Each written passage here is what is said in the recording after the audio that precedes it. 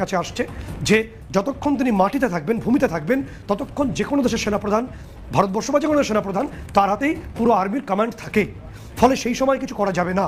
এখানে 2007 সালে দর্শক, নতুন একটি খবর আকাশে বাতাসে ভাসছে। সেই খবরটা দেশের জন্য কতটা ভালো কিছু হবে, কতটা বিপজ্জনক হবে, সেটা আপনারাই বিবেচনা করবেন। খবরটা সত্য কি মিথ্যা সেটা জাস্টিফাই করার মতো ম্যাটেরিয়ালস এই মুহূর্তে আমাদের হাতে নেই, কিন্তু খবরটা বাতাসে ঘুরে বেড়াচ্ছে। সেই খবরটা হলো, সেনা প্রধানকে ডক্টর ইউনূস ডেকে পাঠিয়েছিলেন এবং তাকে পদত্যাগ করতে বলেছেন। পররাষ্ট্র মন্ত্রণালয়ে ন্যস্ত করা হয়েছিল, কিন্তু পরবর্তীতে তাকে বাধ্যতামূলক অবসরে পাঠানো হয়। আসসালামু আলাইকুম। আকাশে বাতাসে একটা খবরই ভেসে বেড়াচ্ছে, সেটা হচ্ছে সেনাপ্রধান ওয়াকারুজ্জামান তিনি কি পদত্যাগ করতে যাচ্ছেন কিনা। সেনাপ্রধান যদি পদত্যাগ করে বাংলাদেশ স্থির থাকবে কিনা, বাংলাদেশে যে শাসন ব্যবস্থা এখন বর্তমান পরিস্থিতিতে আছে সেটা অন্তত ঠিক থাকবে কিনা। সেনাবাহিনীতে এখন পর্যন্ত থাকা অবস্থায় দেশে যে অবস্থা চলছে, যদি সেনাপ্রধান ওয়াকারুজ্জামান তিনি যদি পদত্যাগ করেন তাহলে কি আরো অবস্থা হতে যাচ্ছে। এবং শেখ হাসিনার নির্দেশেই কিনা সেনাপ্রধান পদত্যাগ করতে যাচ্ছে, বা ইউনূসের চাপ, ইউনূস কিন্তু চাচ্ছে যে হয়তোবা সেনাপ্রধানকে পদত্যাগ করিয়ে নতুন কিছু একটা করতে। আর এই মুহূর্তে আমরা দেখছিলাম যে রাষ্ট্রপতি শাহাবুদ্দিন চুপ্পু তিনিও কিন্তু চুপ করে আছেন। আসলে মূল ঘটনা কি বিস্তারিত জানতে হলে আজকে আমাদের এই ভিডিওটি আপনাদের পুরোটা দেখতে হবে। এই মুহূর্তে ইউটিউবে, ফেসবুকে, ইনস্টাগ্রামে, টিকটকে ফ্রি দেখতেও পারেন। চলে যাচ্ছি মূল ভিডিওতে। বলছিলাম, সেনাপ্রধানকে ডক্টর ইউনূস ডেকে পাঠিয়েছিলেন এমনটা শোনা যাচ্ছে। সেনাপ্রধানকে কেন ডেকে পাঠালেন? কারণ কদিন আগে সেনাপ্রধান রীতিমতো বোমা ফাটিয়েছেন। সেনাপ্রধান সরকারকে এবং সমন্বয়কদের সাবধান করে দিয়েছেন। দেশের সার্বভৌমত্ব নষ্ট হতে পারে এমন কর্মকাণ্ড চলছে, মব চলছে। আইনশৃঙ্খলা পরিস্থিতির অবনতির জন্য এই মব কালচার দায়ী, পুলিশের নিষ্ক্রিয়তার জন্য পুলিশের বিরুদ্ধে সরকারের অহেতুক অ্যাকশন দায়ী। এমনভাবে সরকারের নানা রকমের সমালোচনা করে সরকারকে রীতিমতো বেকায়দায় ফেলে দিয়েছেন। সরকারকে বেকায়দায় ফেলার পরে সরকারের টনক নড়েছে। সরকারের উপদেষ্টারা নানা রকমের পদক্ষেপ নিচ্ছেন, দৃশ্যমান তারা দেখানোর চেষ্টা করছেন এবং গণমাধ্যমকে গভীর রাতে ডেকে সংবাদ সম্মেলন করছেন, বোঝাচ্ছেন যে তারা সারা রাত জেগে আইন শৃঙ্খলা পরিস্থিতি দেখভাল করছেন। আদতে কাজের কাজ কিছুই হচ্ছে না, আইন শৃঙ্খলা পরিস্থিতির উন্নতি হচ্ছে না। এরই মাঝে আজকে প্রধান উপদেষ্টার বিবিসিকে দেয়া সাক্ষাৎকার নিয়ে রীতিমতো ট্রলে একেবারে সামাজিক যোগাযোগ মাধ্যম সয়লাভ হয়েছে। প্রধান উপদেষ্টাকে এর চাইতে বেশি সমালোচনার মুখোমুখি হতে দেখা যায়নি। এবার যে সাক্ষাৎকার দিলেন সেই সাক্ষাৎকার যারা বৈষম্যবিরোধী আন্দোলনের পক্ষে, সমন্বয়কদের পক্ষে, সরকারের পক্ষে দৃঢ় অবস্থান গ্রহণ করেছিলেন, তারা পর্যন্ত প্রধান উপদেষ্টার এই সাক্ষাৎকারকে ট্রল করছেন। বিশেষ করে আইন শৃঙ্খলা পরিস্থিতির অবনতি ঘটেনি, উন্নতি হয়েছে, আগের মতোই রয়েছে, এই কথা বলে বেশি বিপাকে পড়েছেন প্রধান উপদেষ্টা। যেটার সম্পূর্ণ বিপরীত কথা বলেছিলেন সেনাপ্রধান আইন শৃঙ্খলা পরিস্থিতির একেবারে নজিরবিহীন অবনতির জন্য সরকারের বিভিন্ন পদক্ষেপকে দায়ী করেছিলেন, সমন্বয়কদের মব কালচারকে দায়ী করেছিলেন। সেই পথে না হেঁটে প্রধান উপদেষ্টা একেবারে উল্টো পথে উল্টো কথা বলে ট্রলের শিকার হচ্ছেন এবং সেনাপ্রধানের মন্তব্যকে নিয়ে তার মন্তব্য চাইলে তিনি সেটাকে পাশ কাটিয়ে গিয়েছেন, বলেছেন যে সেনাপ্রধান তার কথা বলেছেন, সেটা তার ব্যাপার। এরকম আলোচনার মধ্যেই একটা ব্যাপার ছড়িয়ে পড়েছে, সেনাপ্রধানকে নাকি ডক্টর ইউনূস ডেকে পাঠিয়েছিলেন এবং তাকে পদত্যাগ করতে বলেছেন। সেনাপ্রধানকে পদত্যাগ করতে বলার এই ঘটনা যদি সত্যি হয় তাহলে দেশে বোধহয় আরও বড় ক্রান্তিকাল আসছে। যদিও এই ঘটনার সপক্ষে কোনো এভিডেন্স এখন পর্যন্ত গণমাধ্যমে আসেনি, এটা কানাঘোষা চলছে। বিদেশ থেকে একজন ইউটিউবার খুবই বোল্ডলি এই কথা বলেছেন বলেও শোনা যাচ্ছে। তার ইউটিউব কন্টেন্টে তিনি একেবারে স্পষ্টভাবে বলার চেষ্টা করছেন সেনাপ্রধানকে তিনি ডেকেছিলেন, প্রধান উপদেষ্টা ডেকেছিলেন এবং তাকে পদত্যাগ করতে বলেছেন। সেনাপ্রধানকে তিনি অনুরোধও করেছেন যে তিনি যেন পদত্যাগ না করেন। সেনাপ্রধানকে পদত্যাগ করতে বলছেন প্রধান উপদেষ্টা, এই কথা ছড়িয়ে পড়ার একটা ব্যাকগ্রাউন্ড তো নিশ্চয়ই রয়েছে। ব্যাকগ্রাউন্ডটা হলো সেনাপ্রধানের যে বক্তব্য এবং আজকে প্রধান উপদেষ্টার যে বক্তব্য, বিবিসিকে দেয়া সাক্ষাৎকারে যে বক্তব্য, সেই বক্তব্য একেবারে মুদ্রার এপিটোপিট।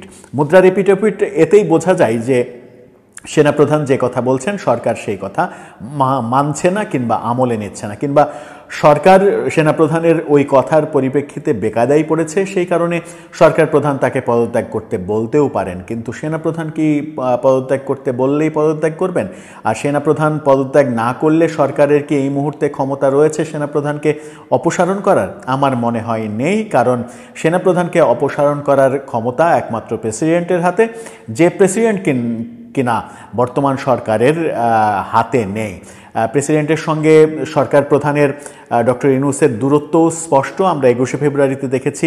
এর আগের যে ট্রেন্ড ছিল, প্রেসিডেন্ট এবং প্রধানমন্ত্রী একসাথে ফুল দেওয়ার জন্য দাঁড়ান, প্রেসিডেন্ট আগে হাত স্পর্শ করেন, তারপরে প্রধানমন্ত্রী দেন। সেই ক্ষেত্রে এবার একেবারেই ব্যতিক্রম দেখলাম, প্রেসিডেন্ট ফুল দিয়ে শহীদ মিনার স্থান ত্যাগ করার পরে প্রধান উপদেষ্টা আসলেন, তারপরে ফুল দিলেন। তার মানে স্পষ্ট ব্যাখ্যা যেটা দাঁড়ায় সেটা হচ্ছে প্রেসিডেন্টকে প্রধান উপদেষ্টা এক ধরনের অ্যাভয়েড করছেন। তো অ্যাভয়েড যখন করছেন তখন বিবিসির এই সাক্ষাৎকারেও তাকে প্রশ্ন করা হয়েছিল যে প্রেসিডেন্টের সঙ্গে আপনার সম্পর্ক কেমন কিংবা যোগাযোগ আছে কিনা।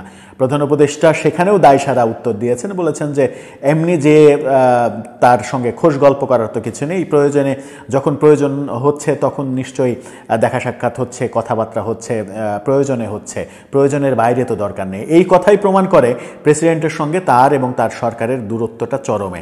যখন প্রেসিডেন্টের সঙ্গে চরমে দূরত্বটা, তখন সেনাপ্রধানকে সরিয়ে দেওয়া সরকারের পক্ষে সম্ভব হবে না যদি সেনাপ্রধান নিজে থেকে সরে না দাঁড়ান। আর সেনাপ্রধান যে বলিষ্ঠ বক্তব্য দিয়েছেন কদিন আগে, সেই বলিষ্ঠ বক্তব্যের পরে অনেকে আবার ভাবছিলেন যে দেশে সেনা শাসন আসে কিনা। সেরকম নজির যেহেতু বাংলাদেশে এর আগেও রয়েছে, সেনা শাসন, বাংলাদেশের আইনশৃঙ্খলা পরিস্থিতির অবনতি, সেরকম লক্ষণ আমরা দেখতে পাচ্ছি। অনেকে আবার ফেসবুকে লিখছেন যে প্রতিটি সেনা শাসন আসার আগেই এরকম আইনশৃঙ্খলা পরিস্থিতির অবনতি ঘটেছে কিংবা ঘটানো হয়েছে। নানা রকমের লেখালেখি সামাজিক যোগাযোগ মাধ্যমে হচ্ছে। এরই মাঝে যখন এই কথাটা ছড়িয়ে পড়ল যে সেনাপ্রধানকে ডেকে নিয়ে তাকে পদত্যাগ করতে বলা হয়েছে, তখন সেই কথাটা যদি সত্যি হয় তাহলে সেটা সরকারের জন্য এবং রাষ্ট্রের জন্য বেশ ভয়াবহ রকমের ঝুঁকির কারণ হতে পারে। কারণ সেনাপ্রধান যদি সেনা শাসনের দিকে চলে যান তাহলে সরকারের মেয়াদ ফুরিয়ে যাবে, সরকার সরে যেতে বাধ্য হবে কিংবা সরকারকে সরিয়ে দেওয়া হবে। সেরকমটা না, প্রধান উপদেষ্টা মোহাম্মদ ইউনূস ডেকে পদত্যাগ করতে বলেছেন এবং ভৎসনা করেছেন ইত্যাদি ইত্যাদি, ব্লা ব্লা ব্লা। আসলে এগুলো কিছুই নয়, এগুলোর কোনো ভিত্তি নেই। আর এই যে গুজবগুলো আরো কোন সময় ছড়ানো হয় জানেন? ছড়ানো হয় যখন কেউ একটু ভ্রাম্যমান থাকেন। যেমন সেনা প্রধান এই মুহূর্তে আফ্রিকা ভ্রমণে আছেন। সোমবার সকালে তিনি 3 দিনের একটি সফরে আফ্রিকা গেছেন। আইএসপিআর বলছে সফরকালে সেনা প্রধান সেন্ট্রাল আফ্রিকান রিপাবলিকে নিয়োজিত বাংলাদেশ কন্টিনজেন্ট ও সেখানে অবস্থানরত বাংলাদেশি শান্তিরক্ষীদের বিভিন্ন কার্যক্রম পরিদর্শন করবেন। এছাড়াও সেখানকার জনসাধারণের সেবার উদ্দেশ্যে বাংলাদেশ সেনাবাহিনী কর্তৃক নির্মিত একটি কমিউনিটি ক্লিনিক সেনাবাহিনী প্রধানের উদ্বোধন করার পরিকল্পনা রয়েছে। 3 দিনে তার রুটিন সফরে গেছেন। তিনি 3 দিন পরে যথা নিয়মে দেশে ফিরে আসবেন। অনেকে এটিকেও গুজব করে ছড়াচ্ছেন যে সেনাপ্রধান দেশ ছেড়েছেন। এগুলো ভিত্তিহীন, এগুলো গুজব। তবে এ কথা সত্য যে সেনা প্রধানের পেছনে বা সেনা প্রধানকে সরিয়ে দিতে একটি ব্যাপক ষড়যন্ত্র হচ্ছে। আরেকটি জিনিস দেখুন যে এই যে গুজবটি সেই মুহূর্তে ছড়ানো হচ্ছে যে মুহূর্তে সেনাপ্রধান যেদিন বিদেশ গেলেন ঠিক তার আগের দিন সামরিক বাহিনীর একজন ঊর্ধ্বতন কর্মকর্তা, যিনি লেফটেন্যান্ট জেনারেল পদ থেকে যাকে সরিয়ে দেওয়া হয়েছে 5 আগস্ট পরবর্তী সময়, ডিজিএফ এর সাবেক প্রধান লেফটেন্যান্ট জেনারেল সাইফুল আলম, তার বাসা থেকে টাকা উদ্ধারের একটি নাটক করা হয়েছে সরকারের দুদকের পক্ষ থেকে, বেশি না, মাত্র 2,45,00,000। এবং তার স্ত্রী দুদকে আবেদনও করেছেন যে এই টাকাটা কোথা থেকে, কিসের থেকে, কিভাবে এসছে, ব্যাংক থেকে উঠানো, সম্পদ বিক্রি করা ইত্যাদি খাত থেকে টাকাটি এসছে। যদি 250 কোটি টাকা উদ্ধার হতো তাহলে কিন্তু প্রশ্ন ছিল, ব্যাংক থেকে উঠিয়ে বাসায় ক্যাশ টাকা কেন রাখছে? অ্যাকাউন্ট স্থগিত করা হয়েছে, অ্যাকাউন্ট স্থগিত করা হচ্ছে, গ্রেফতার করা হচ্ছে, এইসব থেকে বাঁচতে টাকাগুলো এক জায়গায় করে নিজের বাসায় রেখেছে।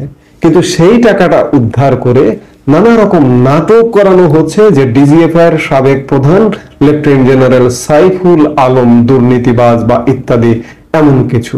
সাইফুল আলম কে গত 11 সেপ্টেম্বর 5 আগস্ট পরবর্তী এই যে নতুন বাংলাদেশে বাধ্যতামূলক অবসরে পাঠানো হয়। প্রথমে সাইফুল আলমকে পররাষ্ট্র মন্ত্রণালয়ে ন্যস্ত করা হয়েছিল, কিন্তু পরবর্তীতে তাকে বাধ্যতামূলক অবসরে পাঠানো হয়। যখন যে মুহূর্তে একজন ঊর্ধ্বতন সেনা কর্মকর্তাকে হেনস্থা করা হচ্ছে, যে মুহূর্তে সেনাপ্রধান জেনারেল ওয়াকারুজ্জামান বিদেশ সফরে যাচ্ছেন বা বিদেশ সফরে গেছেন, সেই মুহূর্তে সেনাপ্রধানকে নিয়ে একটা প্রোপাগান্ডা ছড়ানো হচ্ছে। এবং তাই শুধু নয়, পুরো সেনাবাহিনীকে নিয়ে, পুরো সেনাবাহিনীকে প্রশ্নবিদ্ধ করছে একটি গোষ্ঠী। বাংলাদেশের মানুষ, আপনাদের বুঝতে হবে যে এই মুহূর্তে বাংলাদেশকে যদি বাঁচাতে পারে একমাত্র সেনাবাহিনী বাঁচাতে পারে, এবং জেনারেল ওয়াকারুজ্জামানই বাঁচাতে পারেন। তার হাতে বাংলাদেশ ব্যর্থ হবে নাকি এই ব্যর্থতা থেকে ইউটার্ন করে সামনের দিকে এগোবে, তার উদ্যোগেই হতে পারে। আজকে ধরুন সেনাপ্রধান জেনারেল ওয়াকারুজ্জামানকে সরিয়ে দিলেন, সরিয়ে দিয়ে আরেকজন সেনাপ্রধানকে নিয়ে আসছেন। কাকে নিয়ে আসবেন? তার পরবর্তী যারা ছিলেন তাদের প্রায় সবাইকে অবসরে পাঠানো হয়েছে। জেনারেল ওয়াকারুজ্জামান 13তম বিএমএ লং কোর্সের, তারপরে যিনি আছেন 17তম বিএমএ লং কোর্সের, এরপরে যারা আছেন 20, 21, 22 এইরকম যে 5 জন লেফটেন্যান্ট জেনারেল এই মুহূর্তে আছেন, কাকে নিয়ে আসবেন?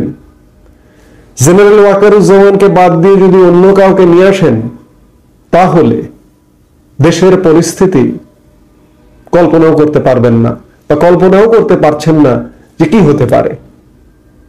কিংবা এখন যারা লেফটেন্যান্ট জেনারেল আছেন তারা ছাড়া অন্য বাইরে থেকে যদি, আশা করছি সম্পূর্ণ ভিডিওটি দেখেছেন এবং এই ভিডিও সম্পর্কে মতামত কমেন্টে লিখবেন। শুধু বাংলাদেশে না, কলকাতা থেকে কিন্তু অনেক বিভিন্ন তথ্য আসছে বা তারা নিউজ করছে। দেখেন, আমরা কিন্তু ওই রকম নিউজ করি না বা ওই রকম কথাও বলি না। তারা যেই কথাগুলো বলে তারা বেশিরভাগ মিথ্যা কথা থাকে। এইখানে একদম বাংলাদেশকে নিয়ে তারা উগ্র কথা বলে এবং বেশি বানিয়ে বলে। সো ওইগুলো তারা যে রিপোর্টগুলো করছে, সেগুলো রিপোর্ট দেখে আপনারা কেউ বিভ্রান্ত হবেন না। বাংলাদেশে কি ঘটছে না ঘটছে সেটা আমরা ভালো করে দেখছি, শুনছি। তো আশা করছি মোটামুটি পুরো ভিডিওটা দেখার পর আপনারা বুঝতে পেরেছেন সেনাপ্রধান ওয়াকারুজ্জামান তিনি আসলে পদত্যাগ করছেন কিনা, বা তিনি পদত্যাগ করলে বাংলাদেশে কি হতে পারে, এবং ডক্টর ইউনূস তিনি কি চাইছে আগামীতে। তো ভালো থাকবেন, ভিডিও সম্পর্কে মতামত করবেন। ধন্যবাদ সকলকে, ভিডিওটি শেয়ার করবেন।